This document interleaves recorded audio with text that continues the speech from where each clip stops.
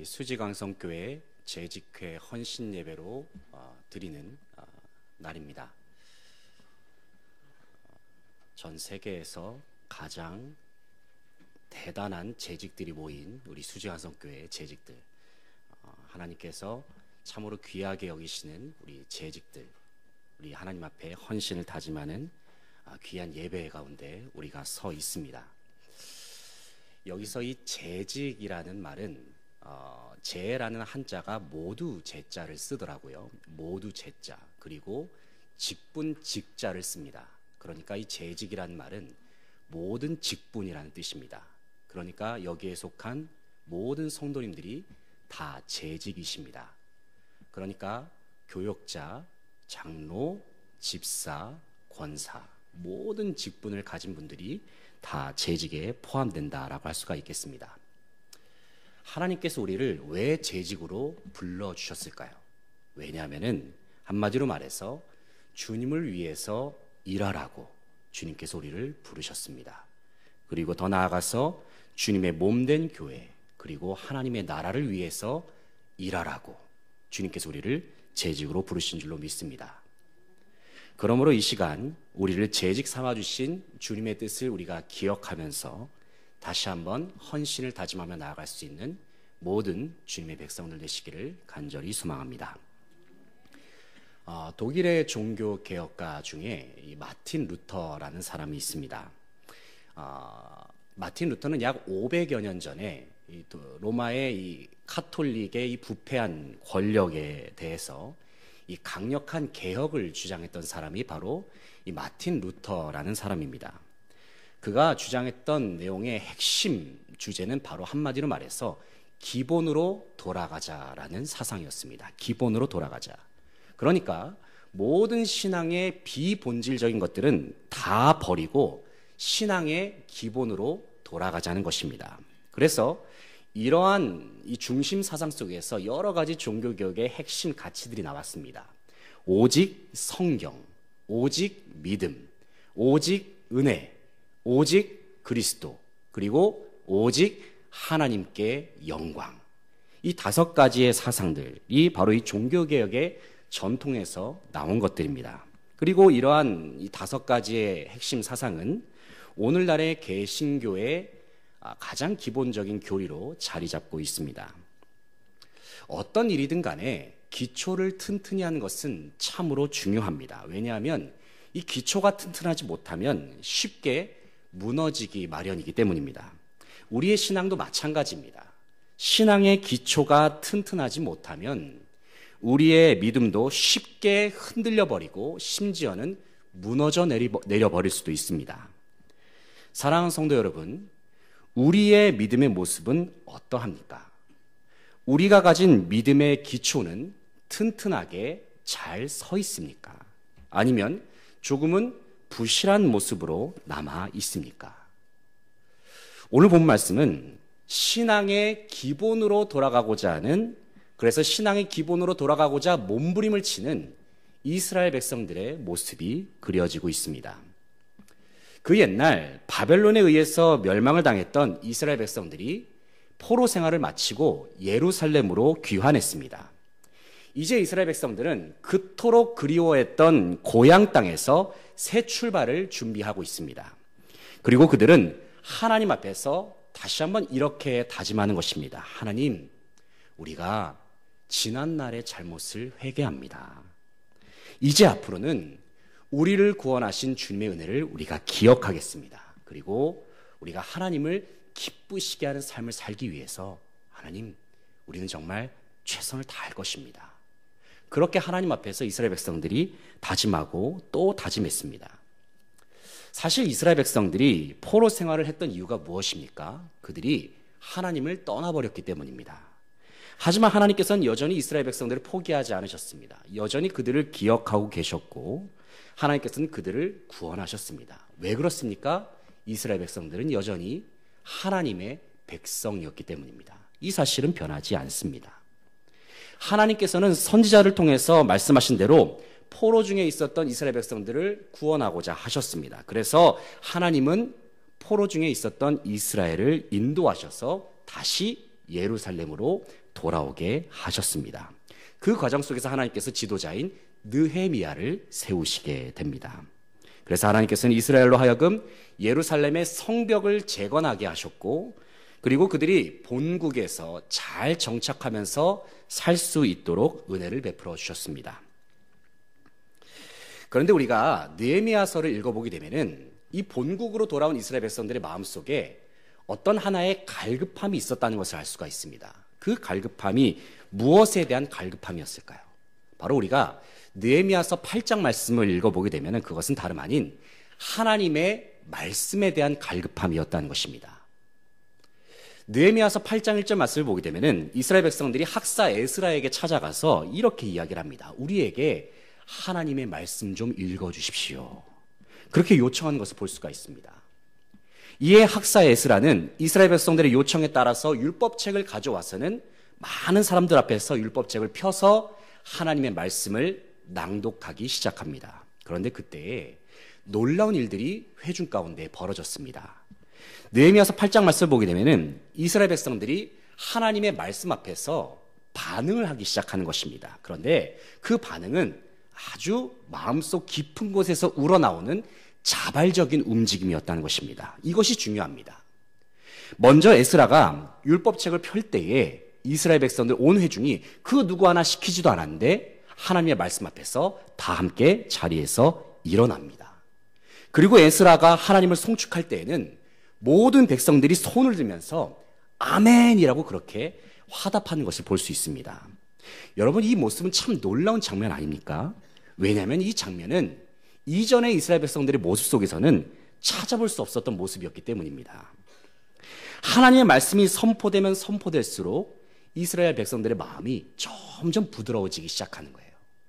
하나님의 말씀이 들려지면 들려질수록 강팍했던 그들의 마음이 점점 녹아들기 시작하는 겁니다.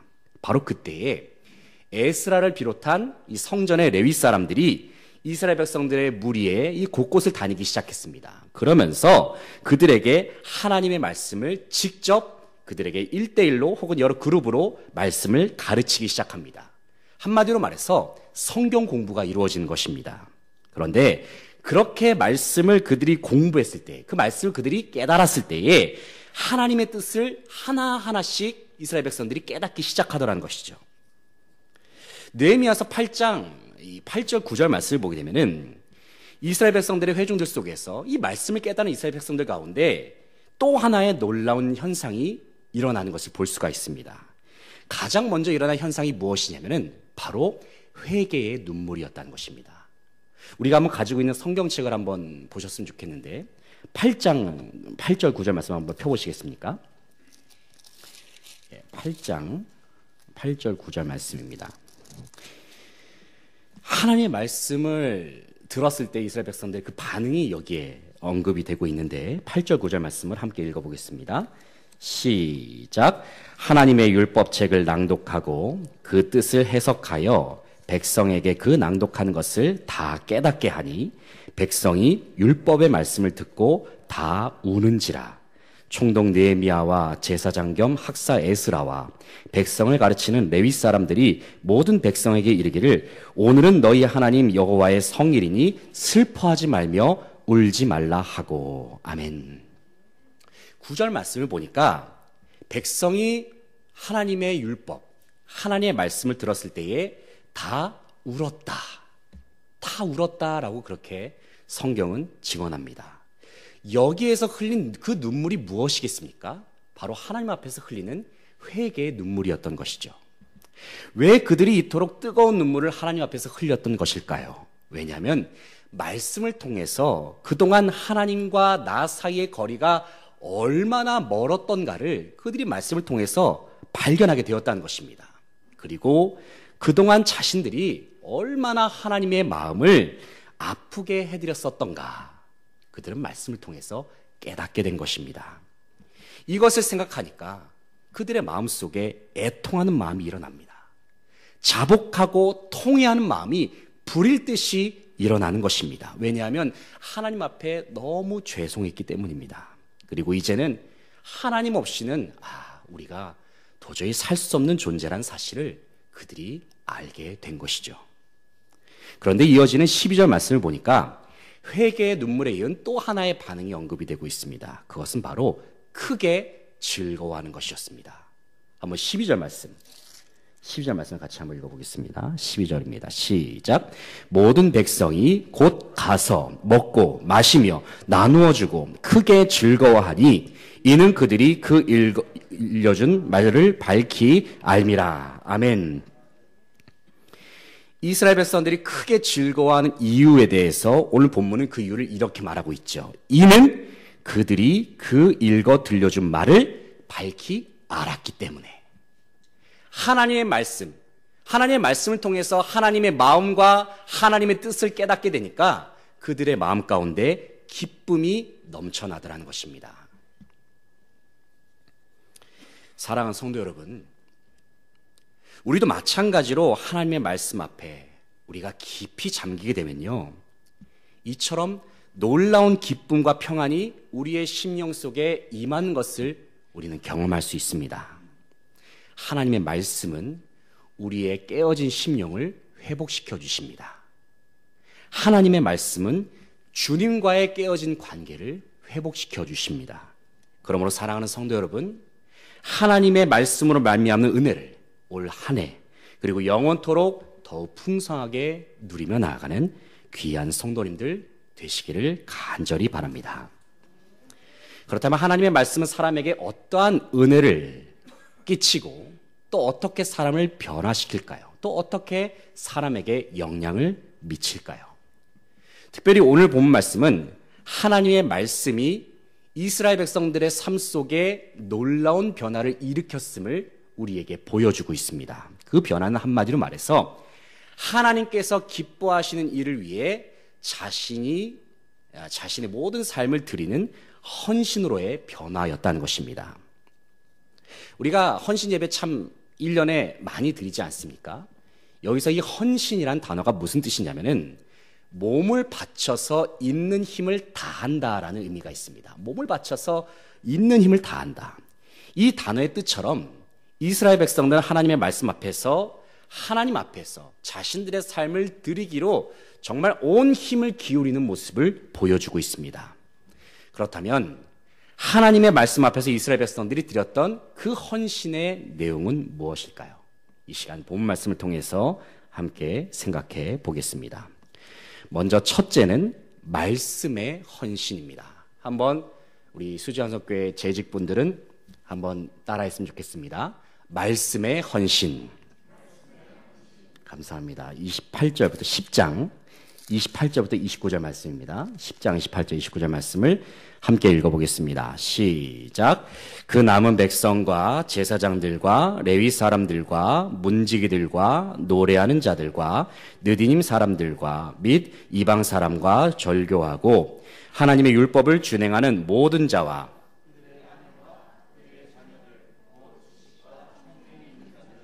다 그들의 형제 귀족들을 따라 저주로 맹세하기를 우리가 하나님의 종 모세를 통하여 주신 하나님의 율법을 따라 우리 주 여호와의 모든 계명과 규례와 율례를 지켜 행하여. 아멘.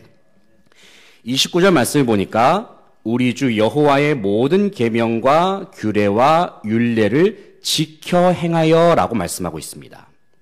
다시 말해서 하나님의 말씀을 읽는 데서 듣는 데서 그치는 것이 아니라 그것을 행하면서 실천하면서 살겠다고 이스라엘 백성들이 결단했다는 것입니다. 그런데 29절 말씀의 전반부를 보게 되면 아주 독특한 표현이 나오고 있습니다.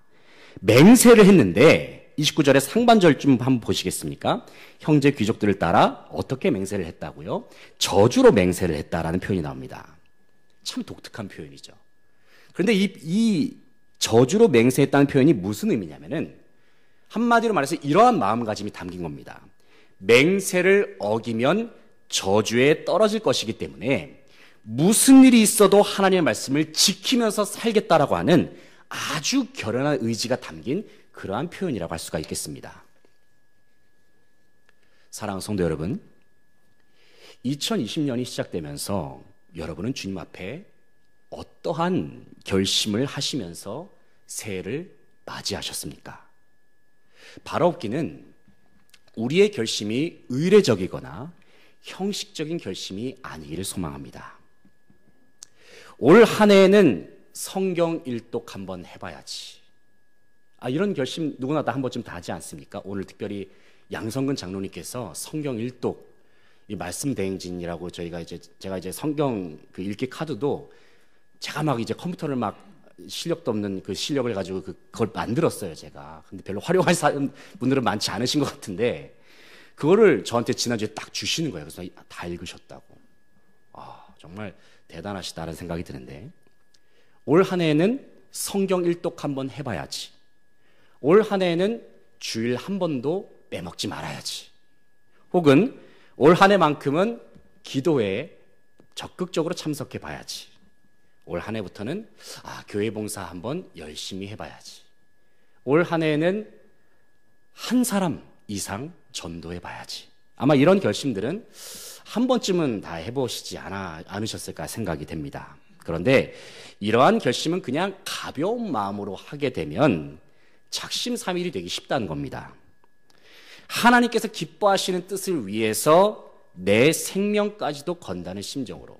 그래서 충성을 할 때에도 살도록 충성이 아니라 죽도록 충성하라라는 말씀을 하는 것 아니겠습니까? 정말 내 생명까지도 건다는 심정으로 최선을 다할 때에 그때부터 변화가 시작되더라는 것이죠. 주님 앞에 드리는 위대한 결단을 통해서 올 한 해 놀라운 성장과 변화를 경험하는 모든 재직들 되시기를 간절히 축복하고 소망합니다. 두 번째는 한번 따라서 하겠습니다. 예배의 헌신입니다. 한번 따라서 하겠습니다. 예배의 헌신. 31절 말씀, 10장 31절 말씀 함께 읽어보겠습니다. 시작. 혹시 이 땅 백성이 안식일에 물품이나 온갖 곡물을 가져다가 팔려고 할지라도 우리가 안식일이나 성일에는 그들에게서 사지 않겠고 일곱째 해마다 땅을 쉬게 하고 모든 빚을 탕감하리라 하였고. 아멘.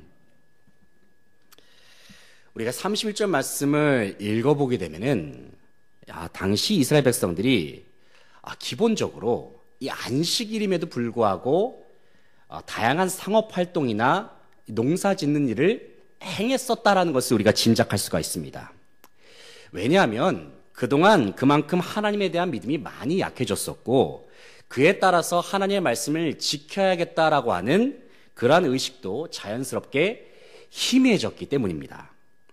그런데 그랬던 그들이 하나님의 말씀으로 인해서 안식일을 지키겠다라고 하나님 앞에서 결단하는 것입니다. 다시 말해서 안식일을 온전히 지키기 위해서 안식일에 그 어떤 상업활동이나 농업활동을 하지 않겠다. 그들이 하나님 앞에서 선언한 것이죠. 그런데 하지만 우리가 이 당시 이스라엘 백성들의 상황을 한번 생각해 보셨으면 좋겠습니다. 포로 생활을 마치고 이제 예루살렘으로 갓 돌아왔습니다. 그러니까 이스라엘 백성들의 입장에서는 어떻습니까? 그 어느 때보다도 경제적인 활동이 절실한 때입니다.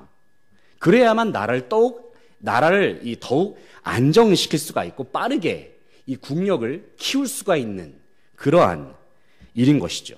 빨리 경제활동을 계속해서 활발하게 만들어야만이 나라가 발전하는 건 아니겠습니까? 그런데 이스라엘 백성들은 생각한 것입니다. 아무리 먹고 사는 문제가 중요하다 하더라도 이스라엘 백성들은 하나님 앞에서 안식일을 철저하게 지키겠다라고 결단했다는 것이죠. 왜냐하면 안식일을 지키는 것이 바로 하나님께서 명령하신 일이기 때문에 그렇습니다. 여기서 안식일은 하나님께서 천지 창조 후에 안식하신 것과 또 이스라엘 백성들을 구원하신 일을 기념하는 의미에서 지키는 구약의 절기였습니다.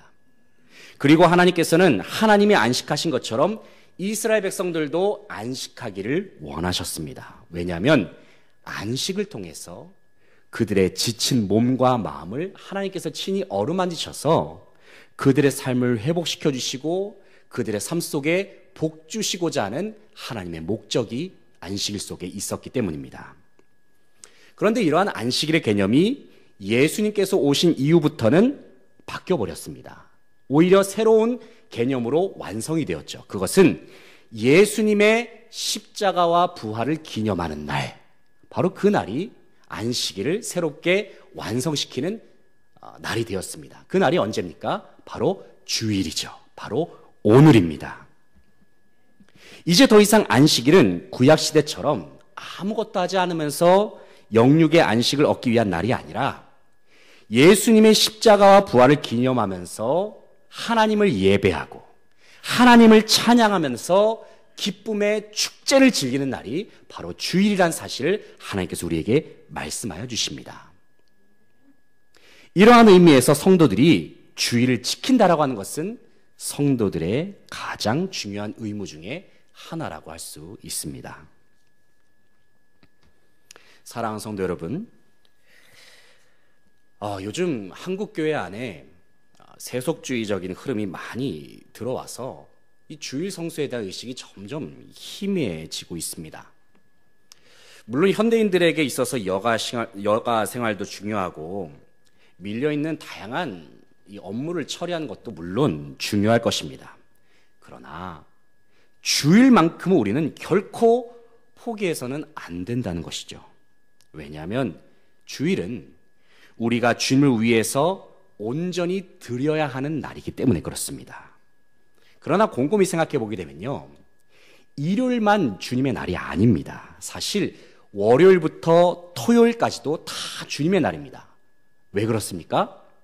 시간을 창조하신 분이 바로 하나님이시죠. 하나님이 우리에게 시간을 허락하셨고 그 시간을 만드신 분이 바로 하나님이시기 때문에 사실 일요일만 하나님의 날이 아니라 우리에게 주어진 모든 시간 자체가 다 주님의 날이죠. 하지만 하나님께서는 일주일의 시간 속에서 일주일 중에 하루인 주일만큼은 하나님께 드리라 말씀하셨습니다. 이러한 의미에서 주일은 시간의 11조와도 같은 날이라고도 할 수 있습니다. 주일을 지킨다는 것은 나에게 주신 모든 시간이 하나님의 것입니다라는 것을 인정하는 우리의 믿음의 고백인 것입니다. 우리가 주일을 주일답게 지내게 되면 일주일에 남은 6일도 하나님의 은혜로 말미암아 우리는 힘있게 살아갈 수 있다는 것입니다. 사랑하는 성도 여러분, 주일 성수가 점점 힘들어지는 요즘입니다. 그러나 그 옛날 이스라엘 백성들과 같이 주님께서 정하신 날을 굳센 의지로 지키기로 결단할 수 있는 모든 주님의 백성들 되시기를 간절히 바랍니다. 마지막 세 번째는 처음 것을 드리는 헌신입니다. 한번 따라서 하겠습니다. 처음 것을 드리는 헌신. 조금 더 크게 할까요? 처음 것을 드리는 헌신. 35절부터 37절까지의 말씀을 읽어보겠습니다. 시작.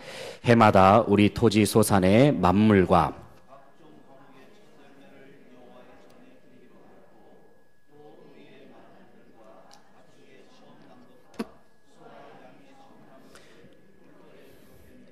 우리 하나님의 전으로 가져다가 우리 하나님의 전에서 섬기는 제사장들에게 주고 또 처음 익은 밀의 가루와 거제물과 각종 과목의 열매와 새 포도주와 기름을 제사장들에게로 가져다가 우리 하나님의 전에 여러 방에 두고 또 우리 산물의 11조를 레위 사람들에게 주리라 하였나니 이 레위 사람들은 우리의 모든 성읍에서 산물의 11조를 받는 자이며. 아멘. 35절 말씀을 보게 되면은 첫 열매를 여호와의 전에 드렸다라고 말씀하고 있고, 또 36절 말씀을 보게 되면은 맏아들, 그러니까 첫 번째 아들이죠. 맏아들 가축의 처음 난 것을 하나님께 드렸다고 말씀하고 있습니다. 또 37절 말씀을 보게 되면은 처음 익은 곡식, 과일, 포도주, 기름, 그리고 산물의 11조를 하나님께 드렸다라고 말씀하고 있습니다. 제가 말씀드린 것들의 이 공통점이 무엇이겠습니까? 그것은 하나님께 드릴 때에 어떤 것을 드렸다고요? 처음 것들, 처음 난 것들을 하나님 앞에 드렸다는 것입니다. 그렇다면 처음 것을 드리는 것이 하나님 앞에서 어떠한 의미가 있느냐라는 것이죠. 그것은 처음 것을 드린다라는 행위는 어떠한 의미가 이 속에 포함되어 있냐면은 우리에게 주어진 모든 소유가 다 하나님께로부터 왔습니다라는 의미가 바로 처음 것을 드린다라는 그 의미에 포함되어 있습니다. 다시 말해서 내가 일상생활 속에서 누리고 있는 모든 것들, 가축이라든지, 물론 우리가 가축을 기르면서 살지는 않지만 혹시 뭐 양이나 소를 기르면서 사시는 분들은 안 계시지 않습니까? 가축이라든지 뭐 물질이라든지 심지어 나에게 허락하신 자녀들까지, 그리고 내 삶에 주어지는 모든 소득들이 사실은 다 하나님의 것임을 인정한다는 의미가 처음 것을 드린다는 이 행위 속에 들어있는 의미가 되겠습니다. 사랑하는 성도 여러분, 정말 생각해 보면요, 내가 가지고 있는 것들 중에 내 것인 게 하나도 없다는 것을 우리는 발견하게 됩니다. 물론 우리는 이 물건이 내 것임을 증명하기 위해서 증명서를 쓰기도 하죠. 뭐 예를 들면 집을 살 때에도 그 집이 내 것이라는 것을 증명하기 위해서 부동산 계약서를 작성해서 가지고 있지 않습니까? 그러나 그 모든 것들도 우리가 언젠가 세상을 떠나게 되면 다 가지고 갈 수가 없어요. 다 가지고 갈 수가 없습니다. 내가 소유하고 있는 모든 것들도 다 마찬가지입니다. 내 것인 게 하나도 없다는 것입니다. 왜 그렇습니까? 온 세상 천지만물을 창조하시고 지으신 분이 누구십니까? 바로 하나님이시기 때문에 그렇습니다. 우리가 하나님 앞에 처음 것을 드린다는 행위는 내가 가진 모든 것들의 주인이 하나님이심을 인정하는 믿음의 고백입니다. 특별히 우리가 드리는 11조 속에 바로 이러한 의미가 포함되어 있습니다. 11조는 한마디로 말해서 처음 것을 하나님께 드리는 행위와도 같습니다. 다시 말해서 내가 가진 소득, 나에게 주어진 소득이 내 것이 아니라 하나님의 것임을 인정하는 겸손한 믿음의 행위가 바로 11조 헌금의 의미입니다. 사랑하는 성도 여러분, 11조는 단순히 우리의 소득 중에서 10%를 마치 세금 내듯이 교회에 내는 것이 아닙니다. 11조는 나에게 주어진 모든 것들이 다 하나님의 것입니다. 그렇게 인정하는 우리의 겸손한 믿음의 고백인 것입니다. 어떤 사람이 하나님께 이렇게 기도했다고 합니다. 하나님, 제가 나중에 돈을 많이 벌면 11조를 충실히 하겠습니다. 이렇게 기도하면서 자신한테 이제 소득이 주어질 때마다 뭐 10만 원을 벌면 만 원, 뭐 100만 원을 벌면 10만 원, 이런 식으로 해서 꼬박꼬박 하나님께 11조를 드리기 시작했다고 합니다. 그런데 하나님께서 그에게 복을 막 부어주셔가지고 어느 날 돈을 벌었는데 1,000만 원을 그냥 한 번에 딱 벌게 된 거예요. 1,000만 원. 그러니까 1,000만 원을 벌었으니까 11조를 내려고 하면은 이제 그 100만 원을 내야 되는 거 아니겠습니까? 그런데 그 순간 그 사람의 마음속에 이 11조로 100만 원을 드리는 것이 너무 아깝게 느껴지더랍니다. 그래서 이 사람이 하나님 앞에 이렇게 기도했습니다. 하나님, 액수가 너무 커져서 11조 드리는 것이 너무 아깝습니다. 어떡하죠? 그러자 하나님이 이렇게 대답하셨다고 합니다. 그래? 그러면 내가 다시 옛날로 돌려줄까? 이렇게 대답을 하셨다고 합니다. 사랑하는 성도 여러분, 내가 누리는 물질과 소득이 내 것이라고 생각하게 되면은 11조는 절대로 할 수 없습니다. 우리에게 속한 모든 것, 우리가 누리는 모든 것들이 다 하나님의 것임을 인정할 때에 우리는 11조라는 믿음의 고백으로 나아갈 수 있는 것입니다. 사랑하는 성도 여러분, 처음 것을 드리는 헌신으로 주님 앞에 나오시기 바랍니다. 하나님은 그러한 우리의 헌신을 기쁘게 받으시고 크신 은혜로 저와 여러분의 삶을 가득 채우십니다. 말씀을 정리하겠습니다. 사랑하는 성도 여러분, 오늘 우리는 재직회 헌신 예배를 통해서 포로 생활에서 귀환한 이스라엘 백성들이 하나님 앞에 드렸던 세 가지의 헌신을 살펴보았습니다. 혹시 기억하실지 모르겠는데 첫 번째가 무슨 헌신이었습니까? 말자로 시작되는데, 네, 말씀의 헌신이죠. 두 번째는 예자로 시작됩니다. 뭐죠? 예배의 헌신. 세 번째는요, 첫자로 시작하는데요. 처음 것을 드리는 헌신이었습니다. 한번 첫 번째가 뭐라고요? 말씀의 헌신. 두 번째는요? 예배의 헌신. 세 번째는요? 처음 것을 드리는 헌신이었습니다. 사랑하는 성도 여러분, 왜 우리는 이러한 헌신으로 나아가야 합니까? 왜냐하면 하나님이 온 세상의 주인이시기 때문입니다. 하나님이 우리의 삶의 주인이시고 내 생명의 주인이시기 때문입니다. 그러한 하나님이 우리를 극진히 사랑하셔서 우리를 하나님의 자녀로 삼아주셨고 우리를 재직 삼아주셨습니다. 이 시간 우리를 재직으로 부르신 주님 앞에 찬송과 영광을 돌려드릴 수 있는 저와 여러분 되시기를 소망합니다. 하나님의 한량없으신 은혜를 생각하면서 마땅한 헌신을 드리며 나아가는 모든 성도들 되시기를 소망합니다. 주님 앞에 드릴 마땅한 헌신으로 나아갈 때에 주님의 몸된 교회는 더욱 든든히 서갈 것입니다. 그리고 우리가 드리는 헌신으로 인해서 하나님의 나라는 온 세상 속에 더욱 아름답게 확장될 줄 믿습니다. 기도하겠습니다.